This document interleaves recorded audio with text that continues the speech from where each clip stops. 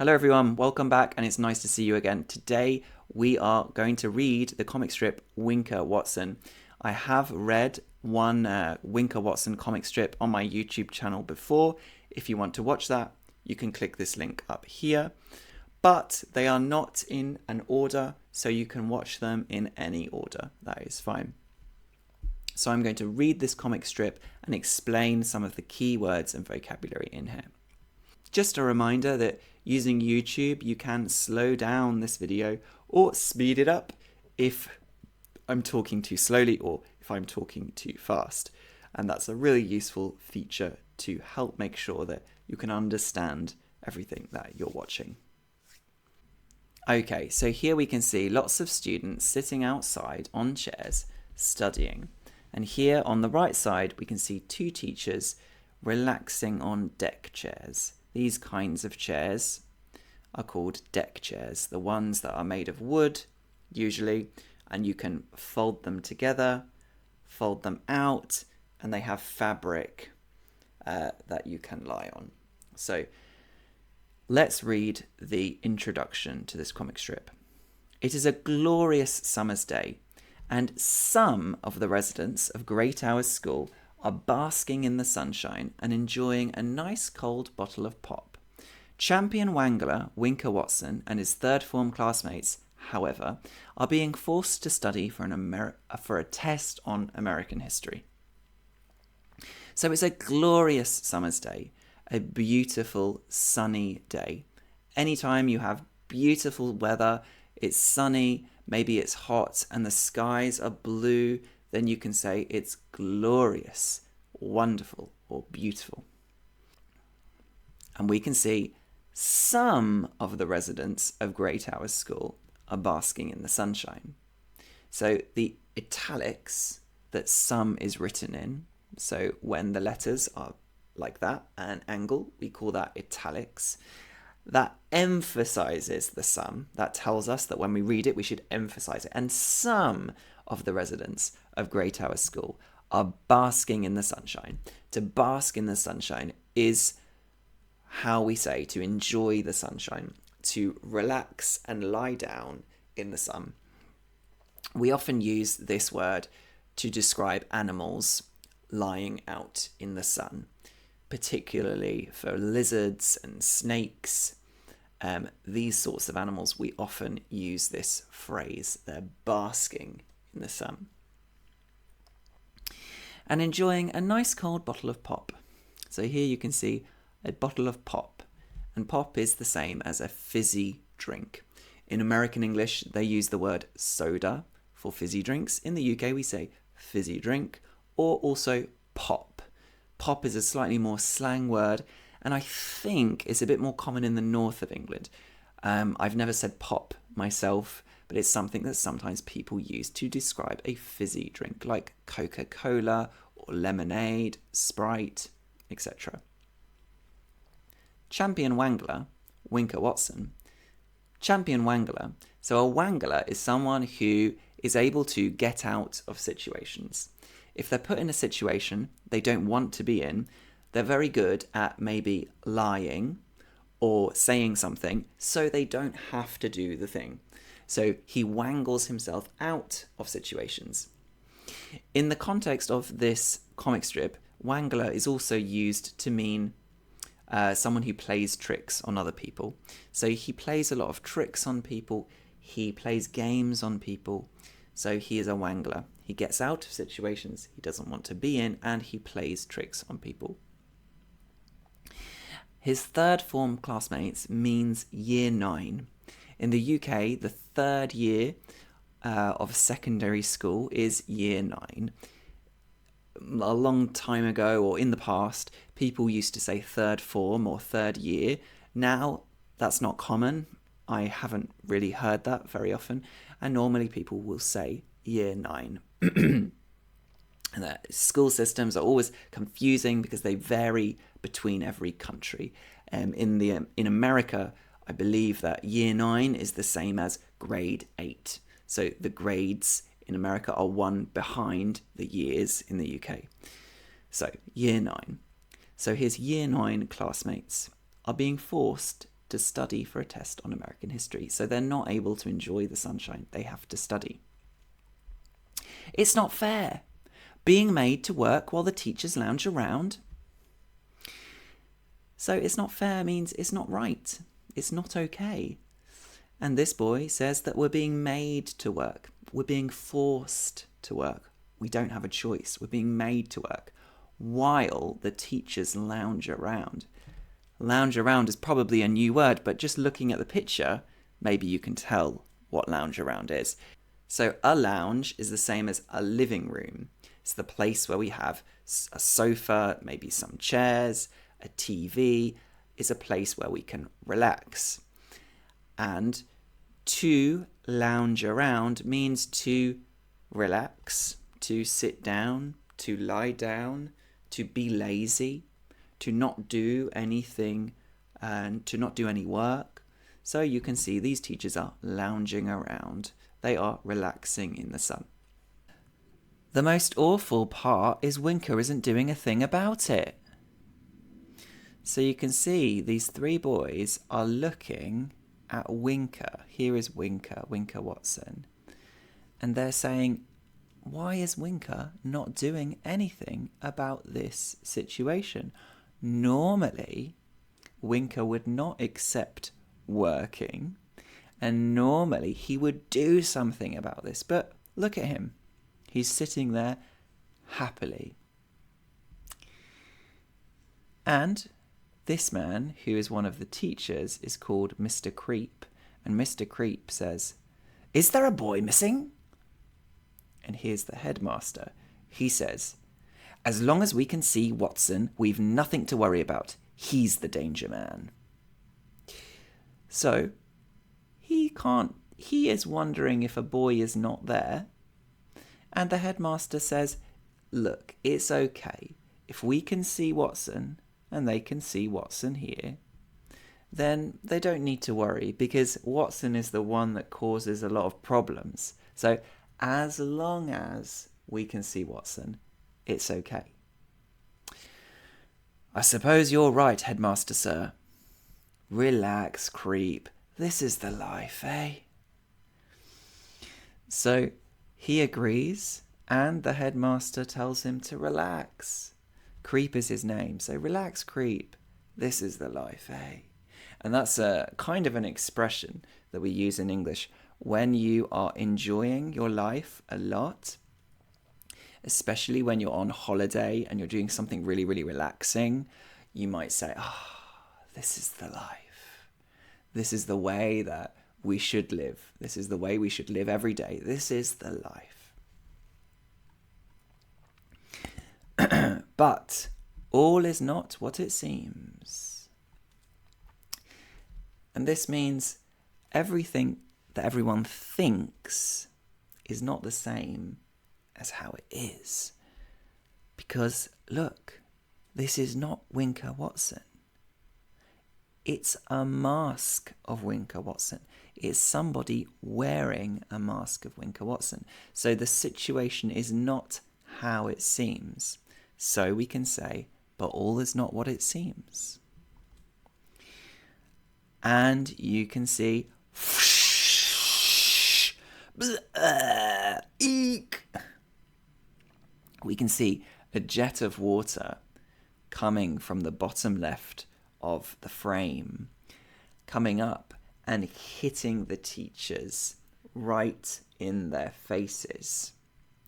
And obviously they're very surprised. We can see their legs in the air and we can hear their expressions, the things they say. Eek.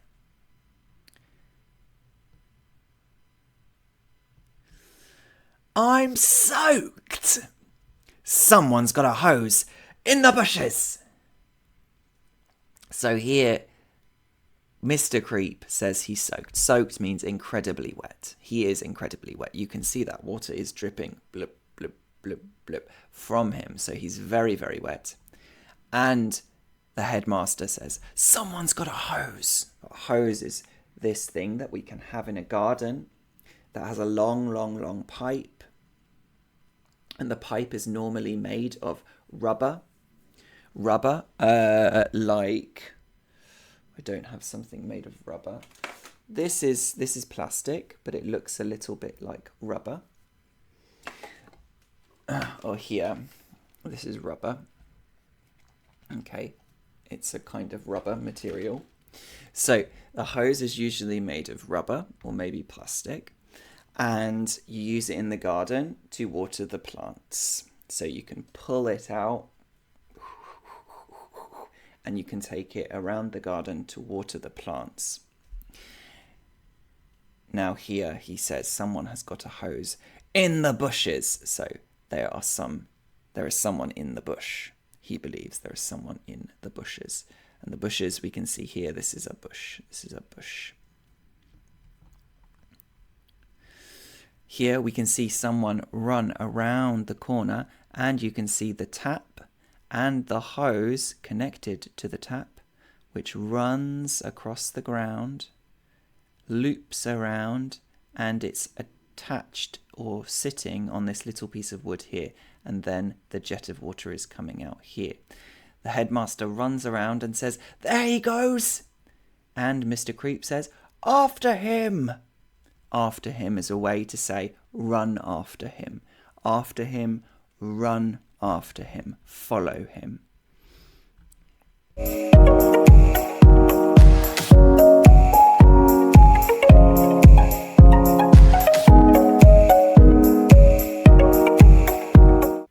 Here we can see trip, trip, and splut. Groo! What the gah? And here the two men have tripped over this wire or string. If it's made of metal, then we could call it a wire. If it's like this, then we can call it string. But when someone attaches something like this to one tree and the other side to another tree, like a trap, so that someone runs and falls over, then we call it a tripwire. Tripwire.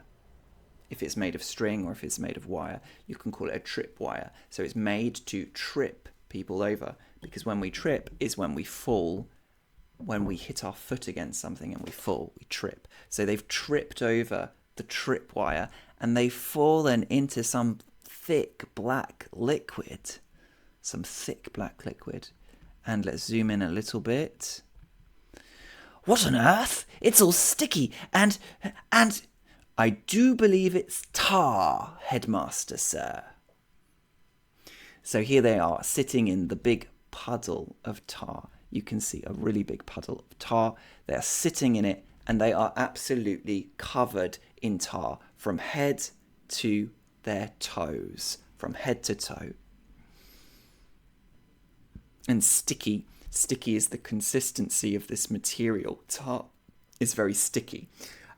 Something else that's sticky is glue. Do I have any? I don't have any glue. But if I use glue to stick two things together, then that's sticky. Or this tape. This tape is also very sticky. The feeling of it is sticky. So this tar feels very sticky.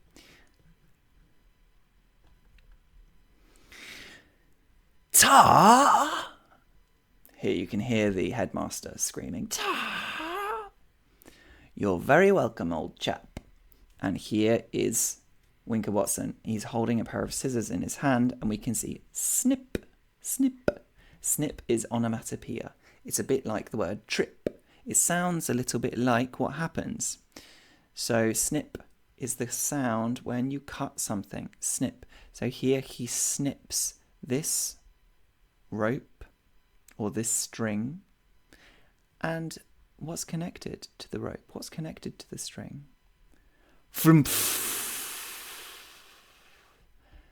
A big bucket full of feathers. And we can see that the feathers have covered the headmaster and the teacher, Mr. Creep. Now, what's going to happen if they're covered in water and they're covered in tar and then they're covered in feathers? Well, the feathers are going to stick to them. Splutter grew.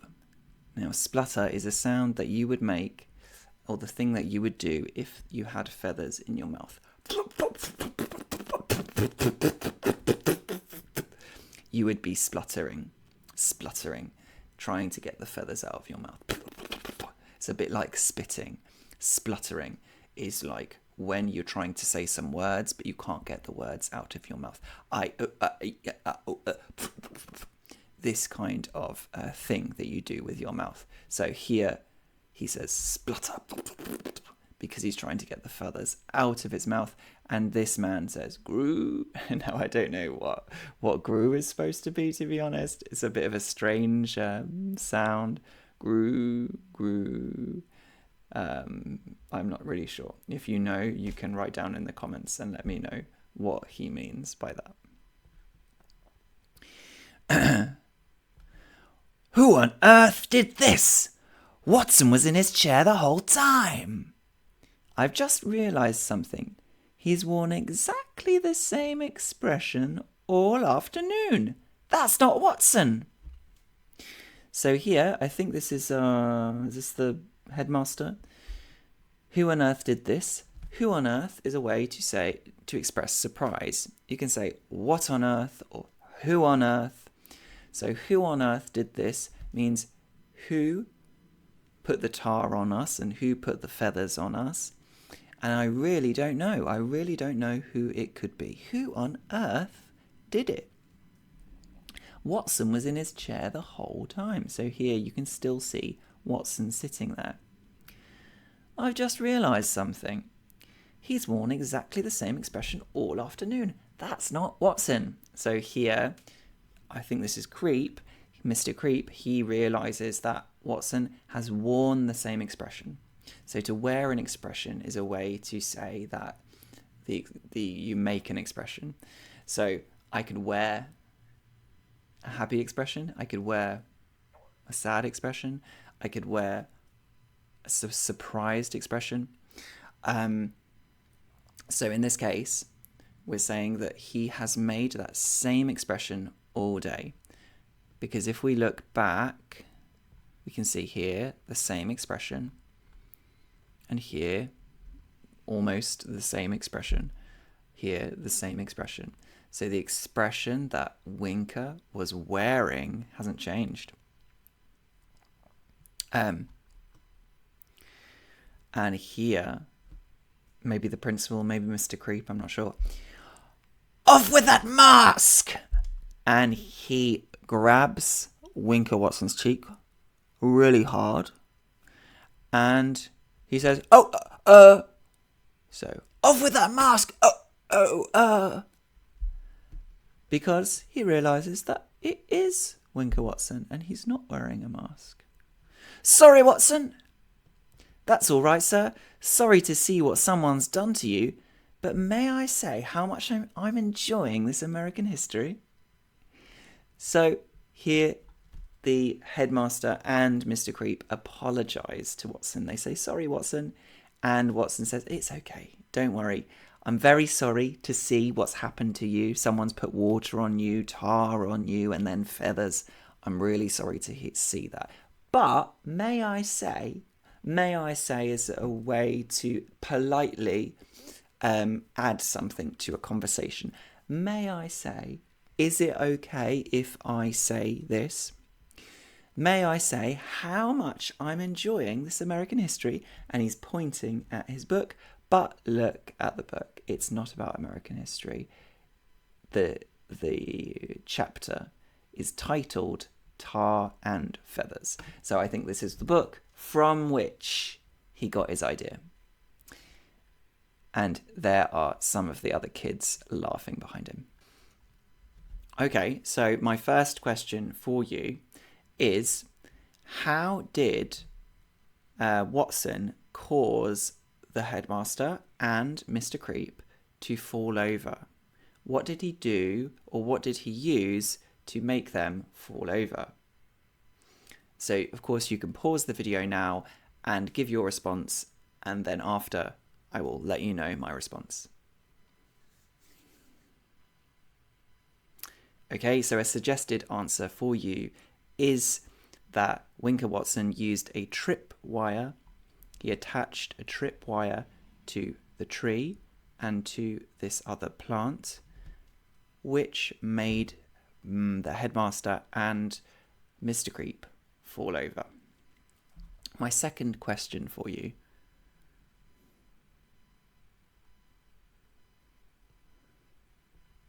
My second question for you is Winker Watson first hosed the headmaster and Mr. Creep. He first sprayed them with water with the hose. Then he put tar on them, or he made them fall over into the tar. Then he dropped feathers onto them. Can you tell me, why did he do these things in this order? Why didn't he do them in a different order? So again, you can pause the video here and let me know your answer. Okay, so a suggested answer is that he needed to do them in this order for it to work. If he had put the feathers on them first, then the feathers would not have stuck to them. They would not have stuck to them. But by putting the water and then the tar and then the feathers stuck to the headmaster and Mr. Creep. Now, something you can do to really help me, to help my channel and the YouTube algorithm favor my channel, is write a comment below. If you don't know what to write, here is a suggestion. You can write the phrase, "After him!" And this is a useful phrase that you can use in English when you need to run after a person or you need to tell other people to chase someone. You can say, "After him," or "After her." So write that phrase down in the comments below. Okay, thank you very much everyone for joining me again today. It was nice to catch up with you and I hope you enjoyed that story. I really did too. Now, please do not forget to like this video and also to subscribe, and I will see you again soon. Bye.